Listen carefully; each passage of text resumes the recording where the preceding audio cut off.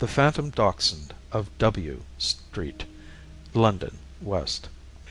In letter number 1 my correspondent writes: "Though I am by no means overindulgent to dogs, the latter generally greet me very effusively, and it would seem that there is something in my individuality that is peculiarly attractive to them. This being so, I was not greatly surprised one day, when in the immediate neighbourhood of X Street, to find myself persistently followed by a rough-haired dachshund wearing a gaudy yellow collar. I tried to scare it away by shaking my sunshade at it, but all to no purpose. It came resolutely on, and I was beginning to despair of getting rid of it, when I came to X Street, where my husband once practised as an oculist. There it suddenly altered its tactics, and, instead of keeping at my heels, became my conductor, forging slowly ahead with a gliding motion that both puzzled and fascinated me. I furthermore observed that notwithstanding the temperature, it was not a whit less than 90° in the shade, the legs and stomach of the dachshund were covered with mud and dripping with water. When it came to number 90 it halted, and veering swiftly round, eyed me in the strangest manner, just as if it had some secret it was bursting to disclose. It remained in this attitude until I was within 2 or 3 feet of it, certainly not more, when, to my unlimited amazement, it absolutely vanished, melted away into thin air. The iron gate leading to the area was closed, so that there was nowhere for it to have hidden; and, besides, I was almost bending over it at the time, as I wanted to read the name on its collar. There being no one near at hand, I could not obtain a second opinion, and so came away wondering whether what I had seen was actually a phantasm or a mere hallucination. Number 90, I might add, judging by the brass plate on the door, was inhabited by a doctor with an unpronounceable foreign name, etc., etc. I think one cannot help attaching a great deal of importance to what this lady says, as her language is strictly moderate throughout, and because she does not seem to have been biassed by any special views on the subject of animal futurity.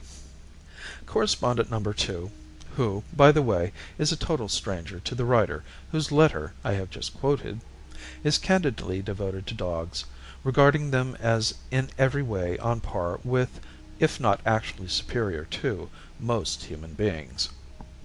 Still, notwithstanding this partiality, and consequent profusion of terms of endearment, which will doubtless prove somewhat nauseating to many, her letter is, in my opinion, valuable, because it not only refers to the phenomenon I have mentioned, but to a certain extent furnishes a reason for its occurrence. The lady writes as follows: "I once had a rough-haired dachshund, Robert, whom I loved devotedly. We were living at the time near H Street, which always had a particular attraction for dear Robert, who, I am now obliged to confess, had rather too much liberty; more, indeed, than eventually proved good for him. The servants complained that Robert ruled the house, and I believe what they said was true, for my sister and I idolized him, giving him the very best of everything, and never having the heart to refuse him anything he wanted. You will probably scarcely credit it, but I have sat up all night nursing him when he had a cold and was otherwise indisposed.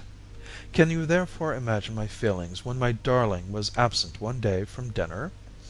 Such a thing had never happened before, for, fond of morning constitutionals as poor Robert was, he was always the soul of punctuality at meal times. Neither my sister nor I would hear of eating anything. Whilst he was missing, not a morsel did we touch, but slipping on our hats, and bidding the servants to do the same, we scoured the neighbourhood instead. The afternoon passed without any sign of Robert, and when bedtime came (he always slept in our room) and still no signs of our pet, I thought we should both have gone mad. Of course we advertised, selecting the most popular and, accordingly, the most likely papers, and we resorted to other mediums too, Our darling little Robert was irrevocably, irredeemably lost. For days we were utterly inconsolable, doing nothing but mope morning, noon, and night.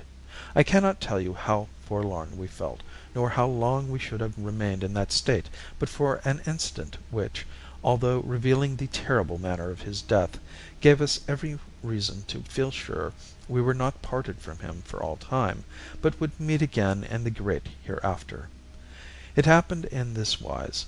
I was walking along W Street one evening, when, to my intense joy and surprise, I suddenly saw my darling standing on the pavement a few feet ahead of me, regarding me intently from out of his pathetic brown eyes. A sensation of extreme coldness now stole over me, and I noticed with something akin to shock that, in spite of the hot, dry weather, Robert looked as if he had been in the rain for hours. He wore the bright yellow collar I had bought him shortly before his disappearance, so that had there been any doubt as to his identity, that would have removed it instantly. On my calling to him he turned quickly round, and, with a slight gesture of the head as if bidding me to follow, he glided forward. My natural impulse was to run after him, pick him up and smother him with kisses; but try as hard as I could not diminish the distance between us, although he never appeared to alter his pace. I was quite out of breath by the time we reached H Street, where, to my surprise, he stopped at number 90, and, turning round again, gazed at me in the most beseeching manner. I can't describe that look. Suffice it to say that no human eyes could have been more expressive. But of what beyond the most profound love and sorrow I cannot, I dare not, attempt to state. I have pondered upon it through the whole of a midsummer night, but not even the severest of my mental efforts have enabled me to solve it to my satisfaction. Could I but do that, I feel I should have fathomed the greatest of all mysteries, the mystery of life and death. I do not know for how long we stood there looking at one another. It may have been minutes or hours, or, again, but a few paltry seconds. He took the initiative from me, for, as I leaped forward to raise him in my arms, he glided through the stone steps into the area. Convinced now that what I beheld was Robert's apparition, I determined to see this strange affair through to the bitter end, and, entering the gate, I also went down into the area. The phantom had come to an abrupt halt by the side of a low wooden box, and as I foolishly made an abortive attempt to reach it with my hand, it vanished instantaneously. I searched the area thoroughly, and was assured that there was no outlet, save by the steps I had just descended, and no hole, nor nook, nor cranny where anything the size of Robert could be completely hidden from sight. What did it all mean? Ah, I knew Robert had always had a weakness for exploring areas, especially in H Street, and in the box where his wraith disappeared I espied a piece of raw meat. Now, there are ways in which a piece of raw meat may lie without arousing suspicion, but the position of this morsel strangely suggested that it had been placed there carefully, and for assuredly no other purpose than to entice stray animals. Resolving to interrogate the owner of the house on the subject, I rapped at the front door, but was informed by the manservant, obviously a German, that his master never saw anyone without an appointment. I then did a very unwise thing. I explained the purpose of my visit to this man, who not only denied any knowledge of my dog, but declared the meat must have been thrown into the area by some passer-by. "No one in this house throw away good meat like that," he explained. "We eat all we can get here. We have nothing for the animals. Please go away at once, or the master will be very angry. He stand no nonsense from anyone." And as I had no alternative, for after all, who would regard a ghost in the light of evidence, I had to obey. I found out, however, from a medical friend that number 90 was tenanted by Mr. K, an Anglo-German who was deemed a very clever fellow at a certain London hospital where he was often occupied in vivisection. "I dare say," my friend went on to remark, "K. does a little vivisecting in his private surgery, by way of practice, and, well, you see, these foreign chaps are not so squeamish in some respects as we are." "But can't he be stopped?" I asked. "It is horrible, monstrous, that he should be allowed to murder our pets." "You don't know for certain that he has," was the reply. "You only suppose so from what you say you saw, and evidence of that immaterial nature is no evidence at all. No, you can do nothing except to be extra careful in future, and if you have another dog make him steer clear of number 90 H Street." I was sensible enough to see that he was right, and the matter dropped. I soon noticed one thing, however, namely that there were no more pieces of meat temptingly displayed in the box, so it is just possible K. got wind of my inquiries and thought it policy to desist from his nefarious practices. Poor Robert, to think of him suffering such a cruel and ignominious death, and my being powerless to avenge it.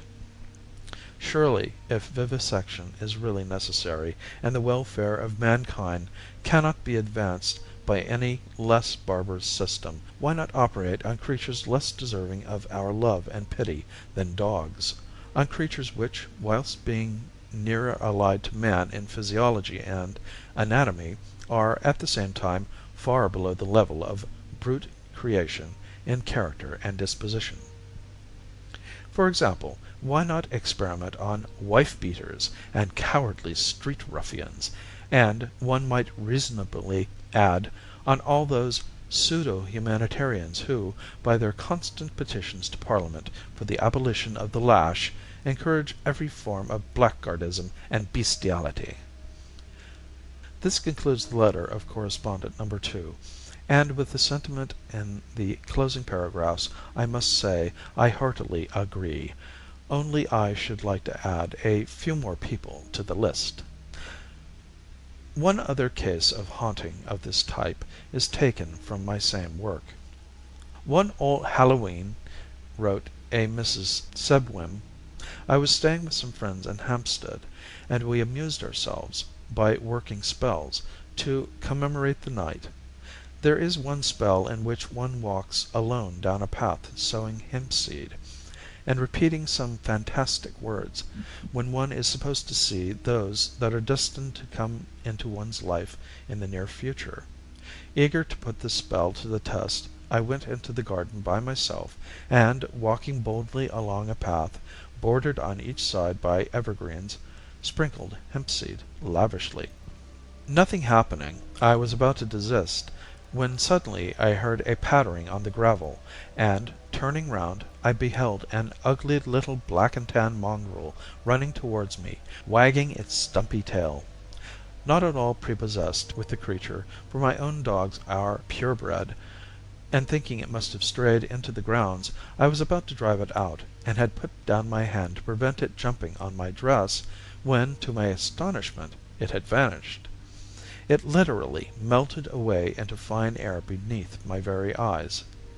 Not knowing what to make of the incident, but feeling inclined to attribute it to a trick of the imagination, I rejoined my friends.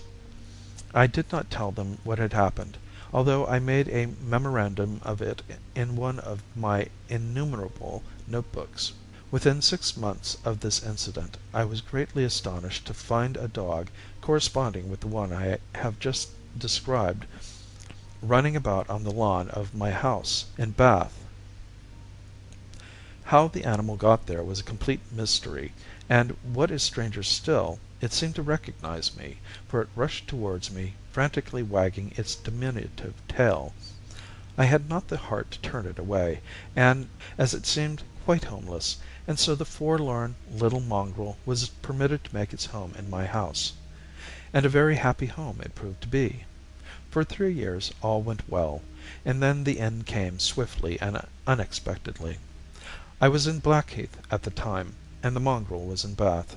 It was All Halloween, but there was no hempseed sowing, for no one in the house but myself took the slightest interest in anything appertaining to the superphysical or mystic. 11 o'clock came, and I retired to rest, my bed being one of those antique four-posters, hung with curtains that shine crimson in the ruddy glow of a cheerful fire. All my preparations complete, I had pulled back the hangings, and was about to slip in between the sheets, when, to my unbounded amazement, what should I see sitting on the counterpane but the black and tan mongrel? It was he right enough. There could not be another such ugly dog, though, unlike his usual self, he evinced no demonstrations of joy. On the contrary, he appeared downright miserable. His ears hung, his mouth dropped, and his bleared little eyes were watery and sad. Greatly perplexed, if not alarmed, at so extraordinary a phenomenon, I nevertheless felt constrained to put out my hand to comfort him, when, as I had half anticipated, he immediately vanished. 2 days later I received a letter from Bath, and in a postscript I read that the mongrel (we never called it by any other name) had been run over and killed by a motor, the accident occurring on All Hallowe'en, about 11 o'clock. Of course, my sister wrote, you won't mind very much, it was so extremely ugly, and, well, we were only too glad it was none of the other dogs. But my sister was wrong, for notwithstanding its unsightly appearance and hopeless lack of breed, I had grown to like that little black and tan more than any of my rare and choice pets.